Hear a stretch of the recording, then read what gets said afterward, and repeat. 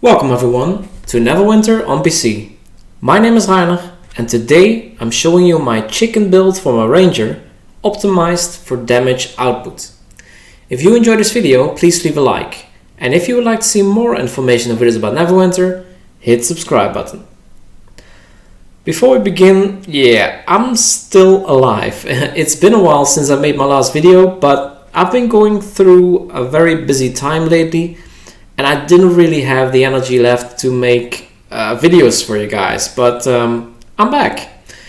As I said, today I'll be showing you my first real build around an active companion. This build works with any active companion since they all give the same amount of stats, but the chicken and Zuna both have pretty decent damage. In this example I'll be using the chicken. Ever since the mount changes, running with an active companion actually results in getting more damage output, and this is because the mount changes gave us so much more stats to work with.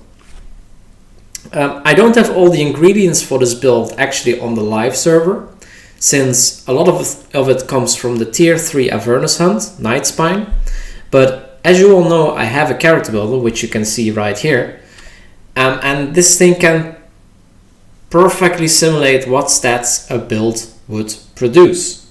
So I'll be using that tool to show off the build. In here I basically have everything I want. When switching from an augment to a companion, you lose a lot of all your stats, of everything. Power, armor penetration, critical strike, everything. And this makes it so that you have to try and get them back to the cap of 90k for most of the stats from other sources, which results in lower power and hit points. This is especially true for combat advantage, of which a lot of it came from the companion, and going from an augment to a companion means you lose a lot of that. I've tried to minimize the impact in this build. My goal was to have a build with all offensive stats kept for Cyril, also have defense kept, have sufficient HP for Cyril, around 500k, and maximize my power. This with the constraint that I want to maximize companion damage output as well, which means 6 indomitable runestones, and I want to optimize the companion stats also. I will go into that when I go to the companion tab to explain what that means, and actually let's just dive into that part right now. Let's go to companions.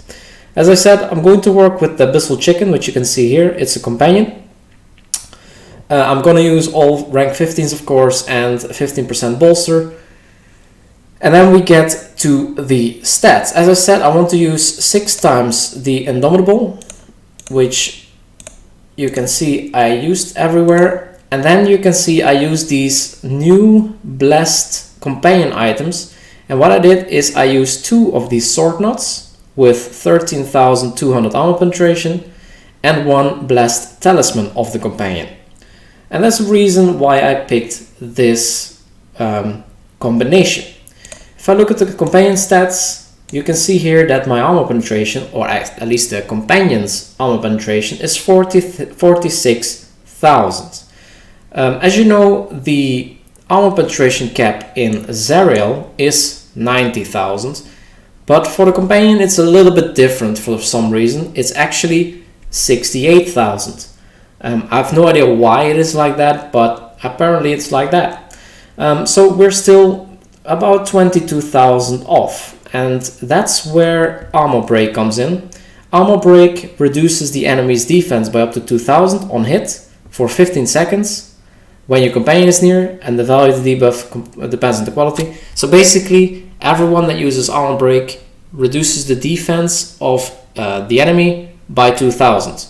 And this one stacks. So if you have 10 people in Cyril all use armor break, actually the enemy has 20,000 less defense, which means Cyril doesn't have 68,000 defense, but 48,000. And then you can see we're just about reaching the armor penetration cap.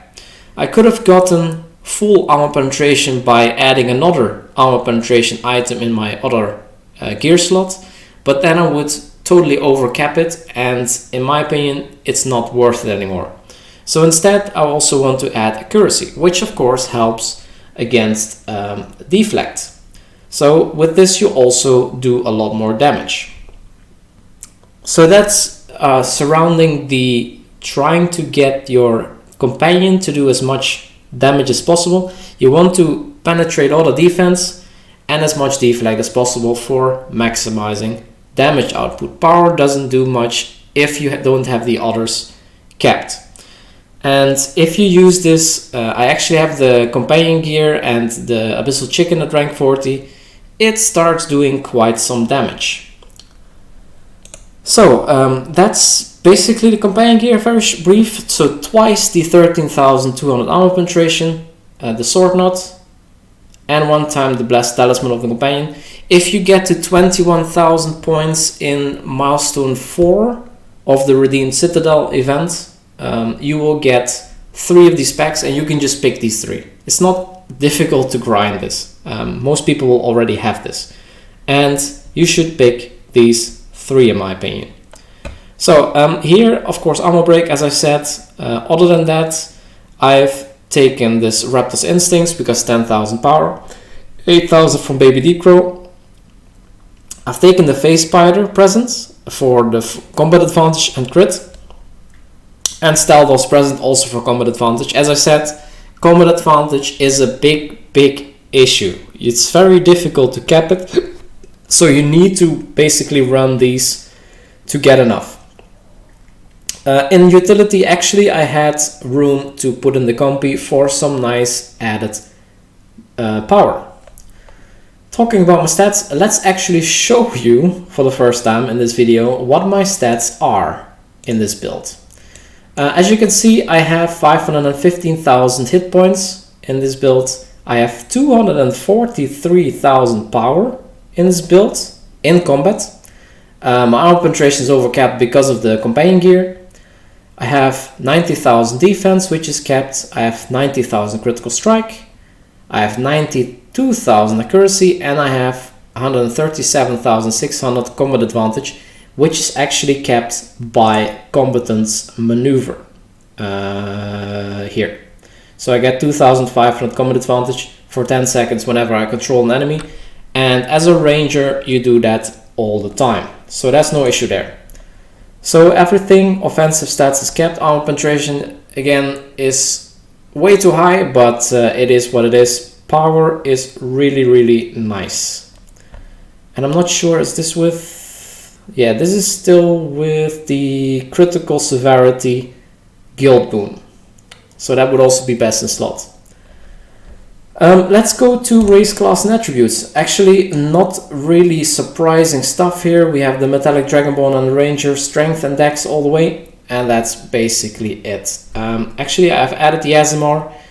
I did make a build around the Aasimar, which is a little bit less power, a little bit less hit points. I will also be adding a link to that build in the description, as well as this build as well. So I will be showing you a metallic dragonborn build, and we also have the Aasimar build, which is slightly different because you don't get the critical strike anymore, so you need to get that back.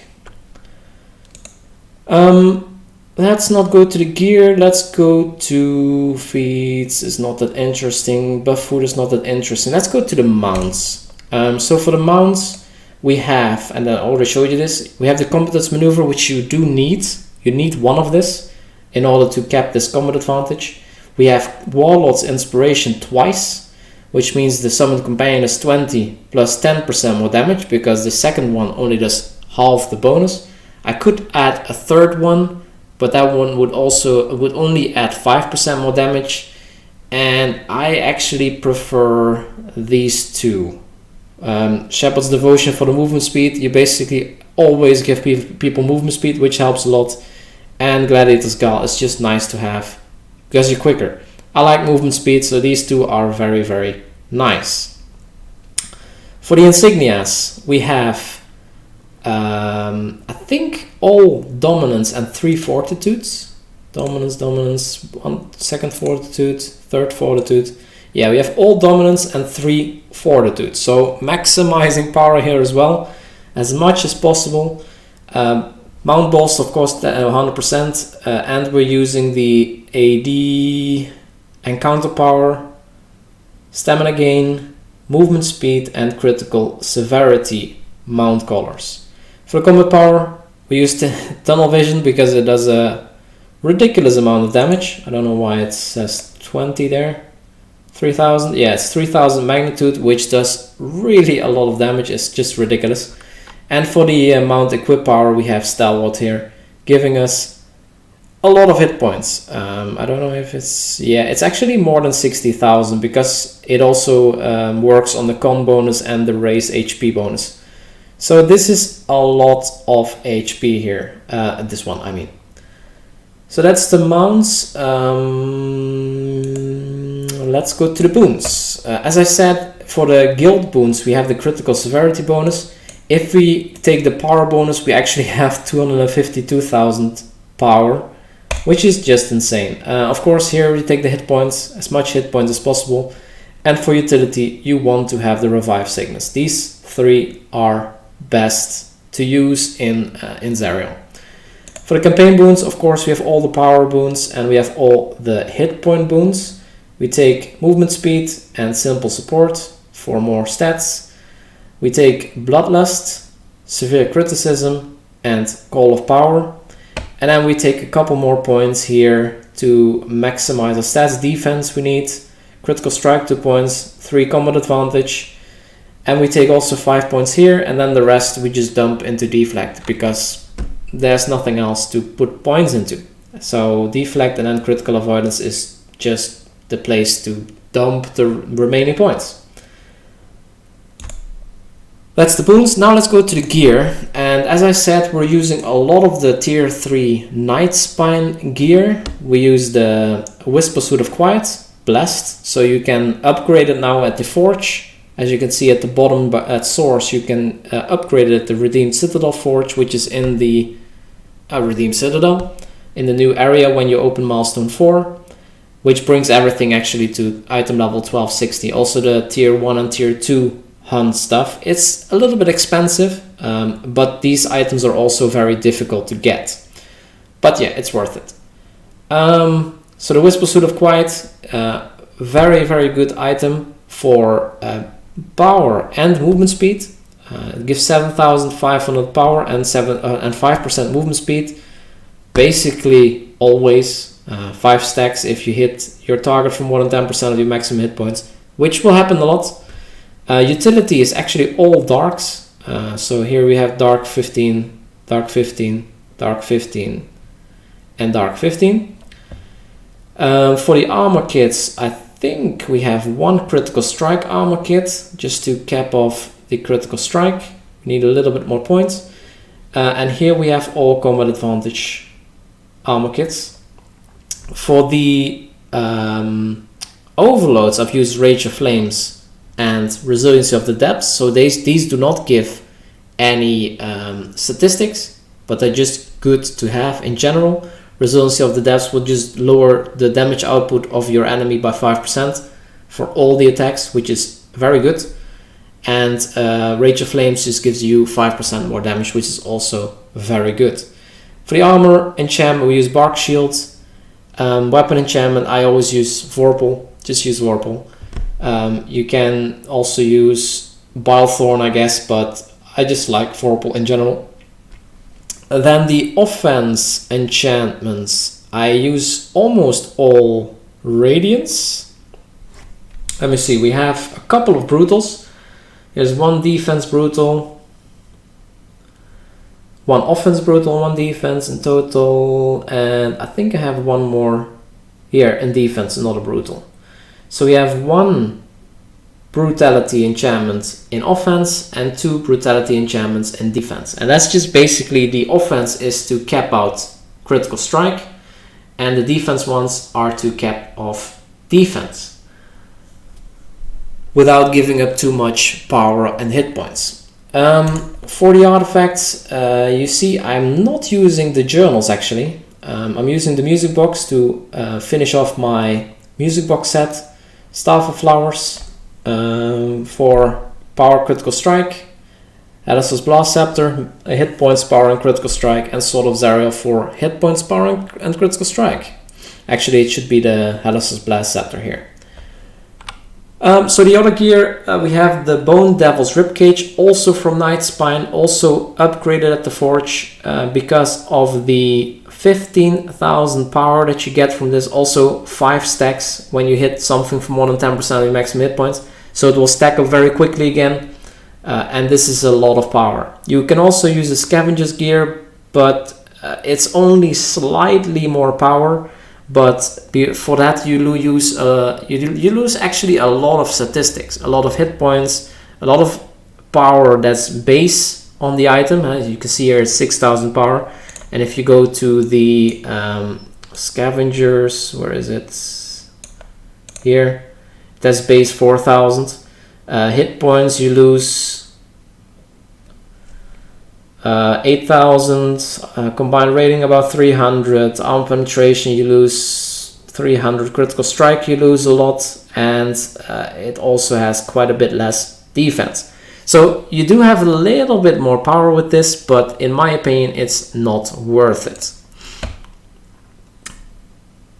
So then for the arms, I'm using the Divine Raid Braces, which you can also get at the Redeemed Citadel Forge. You can buy the Divine Raid Braces there and then upgrade them to the Divine Raid Braces, the Blessed Divine Raid Braces, which are slightly better than the Lion Guard's Raid Braces.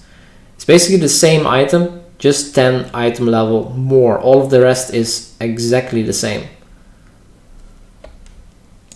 Then for the weapons, of course, Celestial set, which is best installed because of the armor, the weapon damage, I should say. And here in the offhand, artifact powers have critical severity and power as much as possible. Then for the feet, another Nightspine item upgraded, the Greaves of the Light Guard, Blessed. When your health is greater than 85%, your power is increased by 7,500. Also a very, very nice item. Not just because of the power, but also because of the defense. Look at that defense. 5,000 defense on one item. I think there was another item with a lot of defense on it. It's not these. It's not this.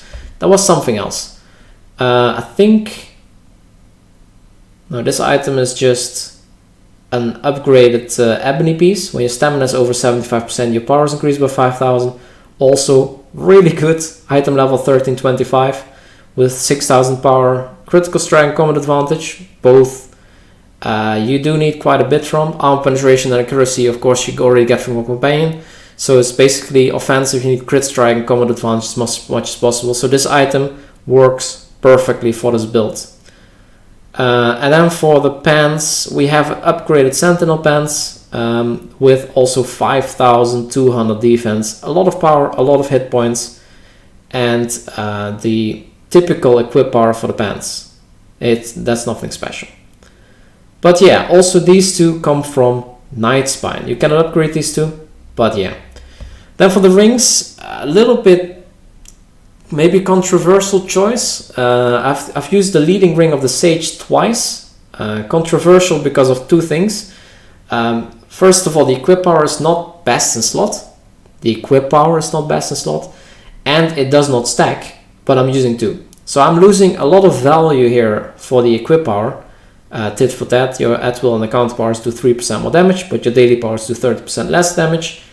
But first of all, while you get 3% more damage on at wills and account powers, that's great. Daily powers do 30% less is not that big of an issue because most of our damage is not from daily powers. The disruptive shot does not do that much damage in your rotation.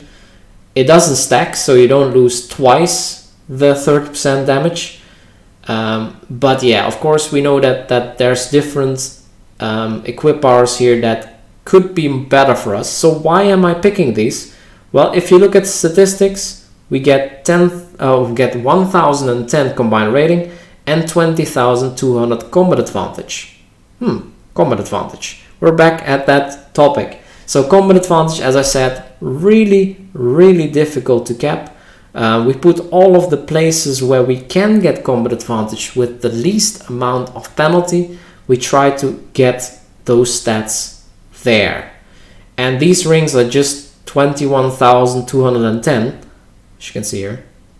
21,210 combat advantage each, which is a metric ton. So we cannot put something else here. As much as we would want, it's just not possible, because you would lose so much combat advantage that you have to invest a lot into getting it back. And it's almost not possible without losing a lot of damage, a lot of power. You would probably have to change your offense enchantments to tacticals, I think it is, for combat advantage. Yeah, that's a lot of power each just gone. One radiant is 2,400 power, and you would have to swap it for tacticals, which gives you 2,400 combat advantage. And yeah, 21,000, that's a lot of offense enchantments for one. So yeah, you would lose 20,000 power if you want to swap out one of these. It's just not worth it. Then what else? Feats. Nothing really special here. We still use Rate of Change. We use Thorned Roots. Actually, here I'm not so sure anymore. They did change something of Predator, but stat-wise it doesn't really matter what you pick here. I think on my live character I'm still using Biting Snares just for the action points, which is just so nice to have. But I think Predator right now, it also works on melee powers. So that which does make it better. I'm just thinking whether I should pick this here. I haven't really checked, which might not be optimal. Then Force Bond, just required for so much cooldown reduction. So Force Bond makes sure that you can use all your rotations within 9 seconds. This feat is just required to keep up your Modern Disruptive and all of your buffs, all your commanding shots and everything. Your Rate of Change, no, not Rate of Change, your Music Box set, Inherent Danger. When you use daily power, you can do 50% more damage to enemies that are not facing you.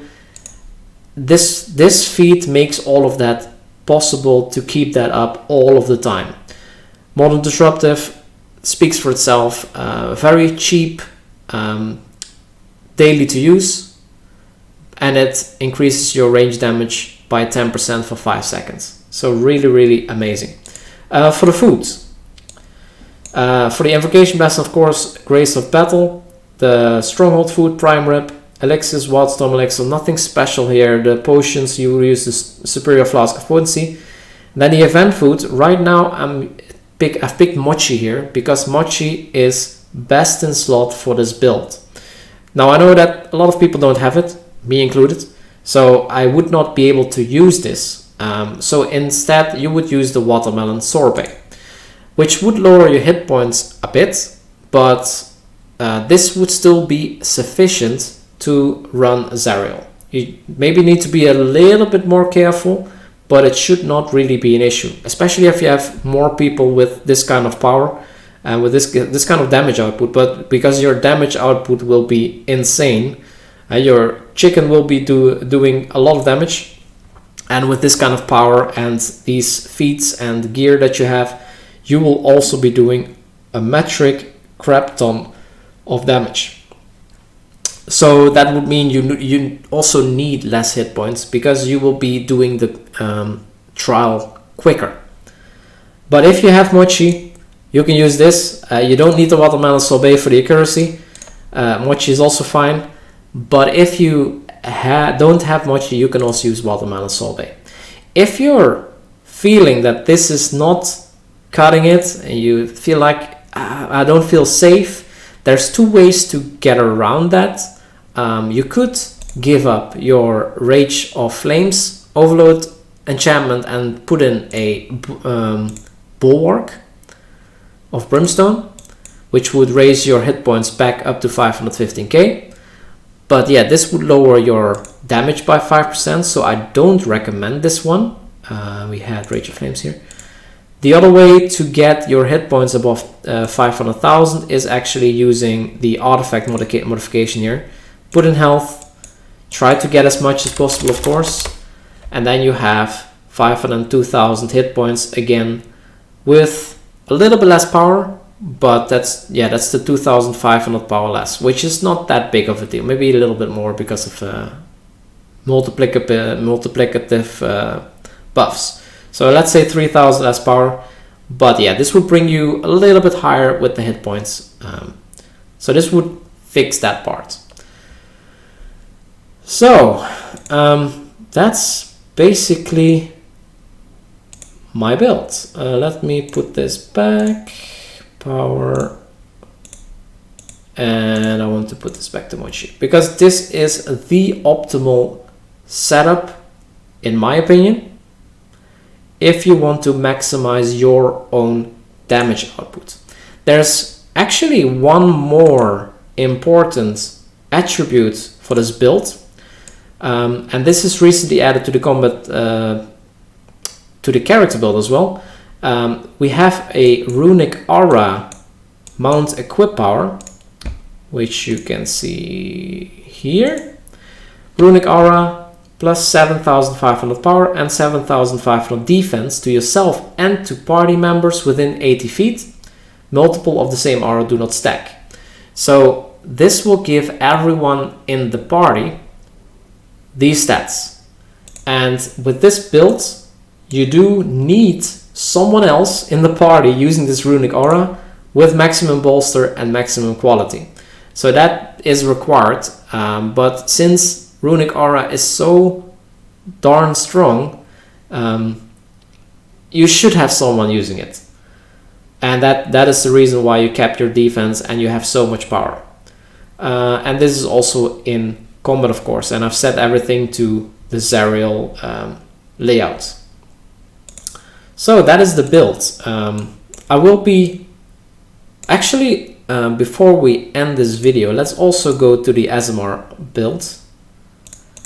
And you can see that I lose 5,000 power and about 2,000 power and 5,000 hit points because of the different racial attributes. Aasimar gives you also +2 for any 2 stats. It gives nearby party members a 1% increase in maximum hit points. So actually, you also would get it on the other build because most likely there will be at least one Aasimar in the Cyril party because people will like to use that race. And your damage dealt, output, incoming healing, and maximum hit points are increased by 1%. You take 1% less damage from all sources. So this will make you a little bit more tanky, the 1% less damage. So effectively you have about the same hit points. You just lose a little bit of power here. And I think it also gives some... No.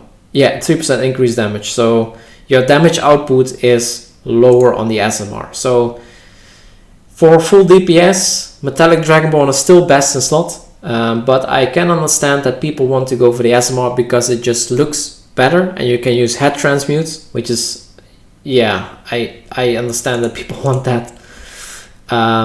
But yeah, you lose a little bit of hit points and a little bit of power. The hit points are because of the racial bonus of the Metallic Dragonborn. They get 3% additional hit points. The power is because I had to use an additional critical strike armor kit. Actually 2. So I used 2 other critical strike armor kits in order to fix the loss of 1500 critical strike, which the Metallic Dragonborn gets in the racial stats. All of the other shit is the same. Yeah, we just a little bit less power, a little bit less hit points, but yeah, hit points, effectively you have the same hit points. So those are my 2 builds. Here you can see it again. It relies on someone in the team using the Manticore Mount equip power, giving you 7,500 defense and power. So I will be adding these builds, which you can load into the character builder in the description. So make sure to download it there and download the character builder also, because there you can open it and look into it yourself slowly if you want to relook everything. And yeah, enjoy the build, I would say. If you have any remarks on this video or any suggestions on what to investigate next, feel free to leave a comment below, and don't forget to subscribe. Thank you so much for watching, and see you in the next video.